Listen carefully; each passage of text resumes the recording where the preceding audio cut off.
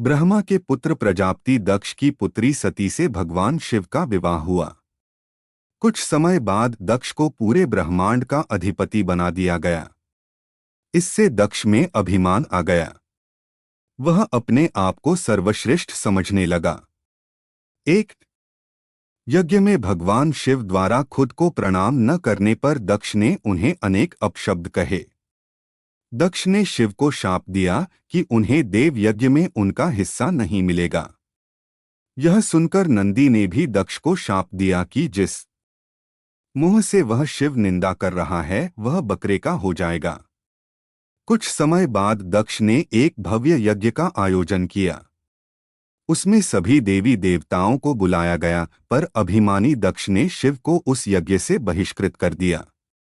किसी तरह सती को यह पता चला तो उन्होंने शिव से उस यज्ञ में जाने की अनुमति मांगी।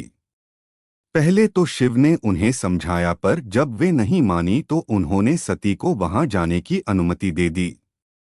सती अपने पिता के घर पहुंची तो दक्ष ने उनसे आंखें फेर लीं। सती यज्ञ में शिव का भाग न देखकर रुष्ट हो गईं और सभी को बुरा भला कहने लगीं। यह सुनकर दक्ष ने भी शिव निंदा प्रारंभ कर दी। यह सुनकर सती को बड़ा दुख हुआ और उन्होंने योगाग्नि से अपने शरीर को भस्म कर दिया। यह देखकर शिव के गणों ने दक्ष यज्ञ पर हमला कर दिया, पर देवताओं ने उन्हें वहां से भगा दिया। वे शिव के पास गए और सारी घटना सुना दी। यह सुनकर शिव को बड़ा क्रोध आया। उन्होंने अपनी एक जटा को उखाड़कर जमीन पर मारा, जिससे वीरभद्र और महाकाली प्रकट हुए। शिव ने उन दोनों को दक्ष का यज्ञ विध्वंस करने की आज्ञा दी। उन्होंने पल भर में ही दक्ष का यज्ञ विध्वंस कर डाला और वीरभद्र ने दक्ष का सिर काटकर उसे यज्ञ कुंड में फेंक दिया। यह देखकर देवताओं में हड़कंप मच गया और उन्होंने शिव स्तुति प्रारंभ कर दी।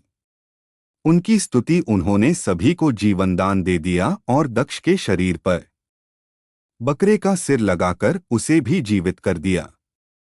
बाद में शिव की अनुमति से दक्ष ने अपना यज्ञ पूरा किया। अपनी प्रिय पत्नी के शव को लेकर शिव पूरे ब्रह्मांड में घूमने लगे। उनके प्रताप से सारी सृष्टि जलने लगी। तब विष्णु ने अपने सुदर्शन चक्र से सती के शरीर के 51 टुकड़े कर दिए। ये टुकड़े जहां जहां गिरे वहां शक्तिपीठों की स्थापना हुई। तब सती का पूरा शरीर कटकर गिर गया तो भगवान बहुत दुखी हुए और कैलाश पर जाकर एकांत में समाधि ले ली।